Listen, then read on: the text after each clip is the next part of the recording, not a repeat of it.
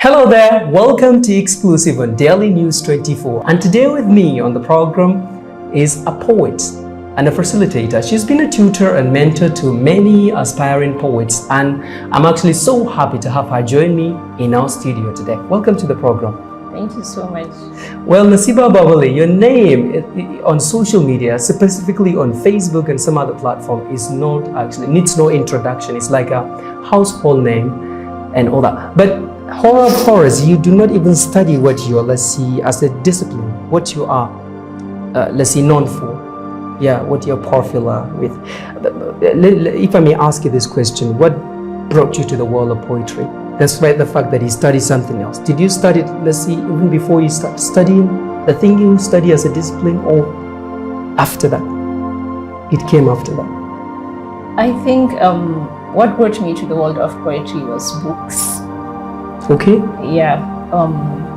I've always loved books. I've loved reading stories. I've loved writing them right from secondary school. All right. So I think my first encounter with poetry was when I read Animal Farm, George Orwell's Animal Farm. I think there is a poem inside, The Beast of England poem, and then when I read it, it inspired me. I felt, I think I can write something like this.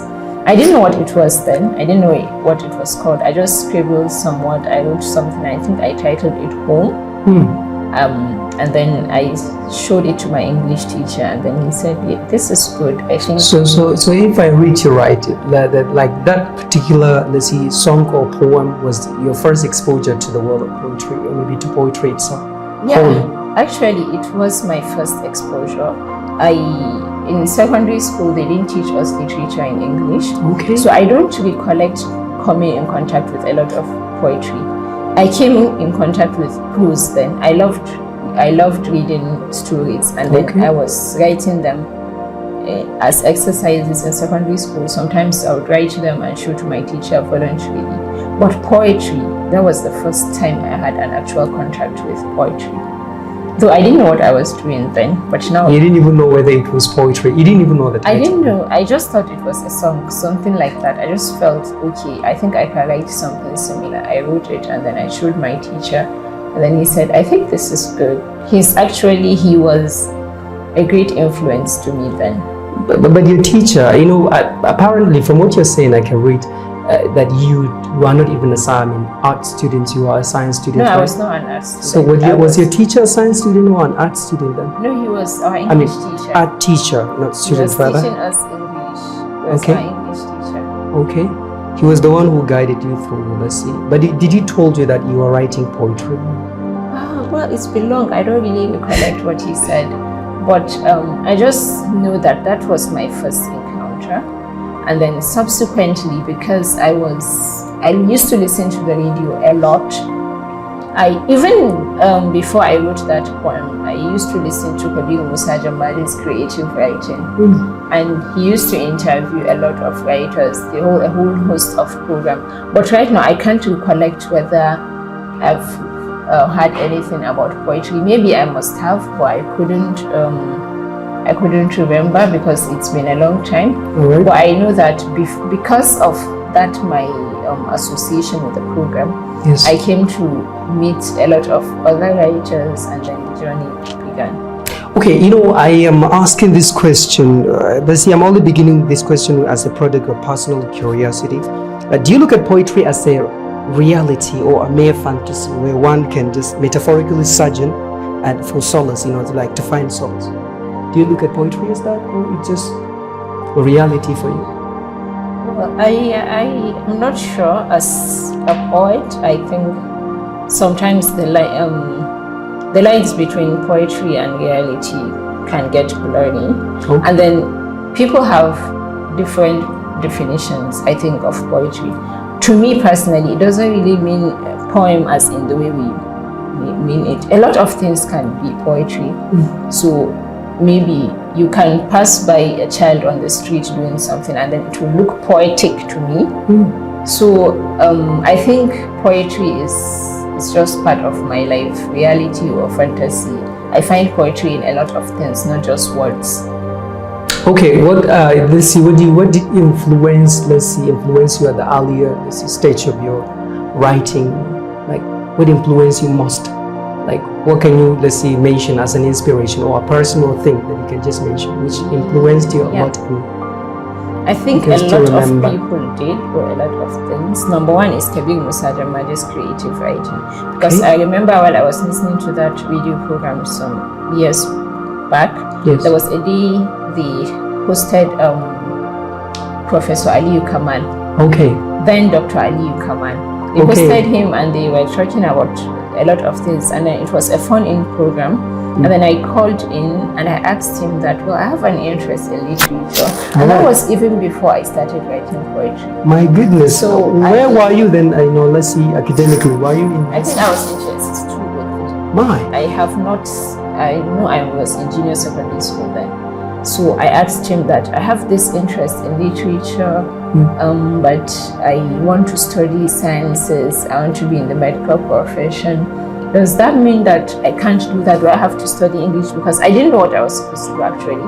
So he explained that no, I didn't need to do. This is just something like a talent. I can pursue it, and then I can go ahead and study anything I want to. And then he gave example of a lot of writers that are not like, they didn't study literature as a university program, and then they excel. So that was how I now proceeded to run my science course. Okay, I have been trying to avoid this question, till the last, because it's a big one, and I know it will take almost, let's say, the whole time of the program. But how did you arrive at the Poetic Wednesday initiative? I see before, I think it was Poetic Wednesdays, right? I think before it becomes initiative. I think Poetic Wednesday started as a movement on Facebook. By the time Poetic Wednesday started, I think it was around 2016. By that time, I've gathered a fraternity of friends for poets on Facebook. Yeah, you've been noted as, a poet. So somehow, these people started a trend. Every Wednesday, you write poems on a particular theme. I think when it started, there was no theme. You just write and you target Poetic Wednesdays. As far as you're a poet, you write. And let's see, nobody was, aware of why the Wednesday was chosen of all the days of the week.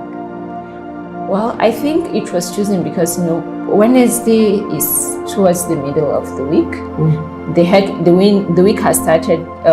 The activities have started weaning off, so it's not as busy as say Monday or Tuesdays. Yes. I like to think that's the reason. Actually, I just noticed them by that time they've already started. I think it was started by Salim Yunusa. Okay, Salim Yunusa. Yeah. So when we see that a lot of people are making submissions on Wednesday, then we decided, okay, let's create a Facebook page. So we created a Facebook page, and then Poetic Wednesdays and then we kept giving. That was when we started making themes, trying to organize a structure. Okay, these people are going to be part of the crew. That was what we called ourselves then. There was me, there was Salim Yunusa, there was Abdul Pasi, there was Mariam Gatawa, and a host of others. So after a lot of time, we started evolving, from just writing on Facebook to organizing workshops. So at that time, we had to make it a literary organization, and then we had to register it formally so that. But how popular was poetry then in northern Nigeria? Well, poetry, I like to think that poetry has always been popular in northern Nigeria. And what can you just give us a proof of that? Because there are books of poetry written by people from northern. Do you have anyone in particular? Of course, there is the Saadu Zungur, there is the Aliyu Akilu, there is the Naibi Suleiman. So all of these are poems. It doesn't matter. You don't have to write in English. As far as there are poets that have been writing in Hausa, there are poets that have been writing in English. People like Ismail Bala have been writing poetry for the past 20, 30 years. So I think what happened now is the coming of social media, because that time they were just doing their thing. You have to, maybe you go to a newspaper and see their publication, or you buy their books. But then with the coming of media, the social media, it brought poetry to everyone's doorstep. Okay, you mentioned, let's see, the like of Saad Zungur and all that. were they also writing poetry? I thought theirs is just a song, because youth just consider their craft, their art as just song, and it has nothing to do with poetry. They just keep like metaphorically traveling abroad, like looking at some arts, of, let's see, popular writers, poets abroad, instead of, let's see, those people, popular people that you mentioned. So they don't consider their art as just a poetry. I think. Why do you consider it as poetry? Did you also like grow up with, let's see, old people like your grandmother or your grandfather, and you said you're so glued to radio? Yeah. One might just think you grew up with your maternal grandmother, or maybe paternal mother. Actually, I didn't grow up with my grandparents, but we live close by. So, and I think when you talk about people like Saad Zungor and Ido Aliyu and their likes, yes, they were not musicians. What they sang was, what they did was not songs. They were poems. And then I think there can be poetry in some songs too. Okay. So people, they have books of poetry. What Hausa people call duaki. It's not waka. Do you understand? Okay. So there are poets actually. All right, let's round it up, but I want to ask you this question, because if I keep asking the questions, they were going deeper and deeper, and we're even exceeding the time we're supposed to have. But this is the final question that I'd like to have, and then you can succinctly give us your final words. As it takes a highly seasoned poet to craft out, let's see, their art with distinction from the universality of literature. Many a poet ascribe their prominence to their clarity of diction, exclusivity of BTS, of style, or relativity of images. What do you ascribe your prominence to in your poetry? That's a difficult question. Okay, let me make it simple then. People just would like to, let's see, look at one style that make them, let's see, unique among their, let's see, their colleagues or maybe their writers. What do you look at as, let's see, one quality that make you unique? Well, I don't know, but I think I can borrow the words of people. I can see humility radiating on your face. It's not actually about that. I don't write with a consciousness of style. I don't write with the consciousness of, okay, I want to write the poem like this. But the people that have been following the trend of my poetry, I think if there is anything that makes my poems distinguishable, is the fact that they are written in a simple language, what my mentor used to call pseudo-simplistic. Okay. That's the poems, the language is simple. If you read every word, there are no my diction is very simple, no big words, but then there is a way that those simple words get crafted and then they form something deep. I don't want to actually stop you, but I just got a bit curious about one thing, wrapping it up still, but you've obviously started writing even before one popular spoken poet in northern Nigeria, by the name, I think she goes by the name Alhan Islam. But why haven't you started the things she started since, like, this is spoken poetry, that stuff, like improving your visibility and all that, like in a succinct, short words? What can you say about that? Well, and do you even know, have you ever met her acquaintance, like personally or professionally? I don't think I've met her personally. I've met her at Kaduna Book and Art Festival in 2019. She performed. But I think one of the reasons I don't identify as a spoken word artist up to now, I just identify myself. Despite the pin poets in Nigeria and all that. As a poet, I feel like being good in writing poetry doesn't necessarily make you good in performing poetry. Just before, I was telling a friend that I might be good in writing poetry, but I don't think I'm good at performing it. If I want to do what Alhan is doing, I have to sit down and do a whole lot of another work. Okay, so you just know your place and you stay there. You don't exceed it. Something like that. Okay. Well, your final words, please, to aspiring poets out there. Well, my final words are almost always the same. When you talk about aspiring writers, I always say, if you want to be a good writer, whether of poetry, of prose, or whatever, you've got to be an even better reader. Okay. Yeah. So reading is it? Yeah, reading is. All right, Nasiba Babale here on, let's see, exclusive on Daily News 24, and we're so happy to have her. Anyways, we're going to wrap it up here. My name is Lawanz, and I'm the anchor of the program. Thank you so much for being there. Ta-da.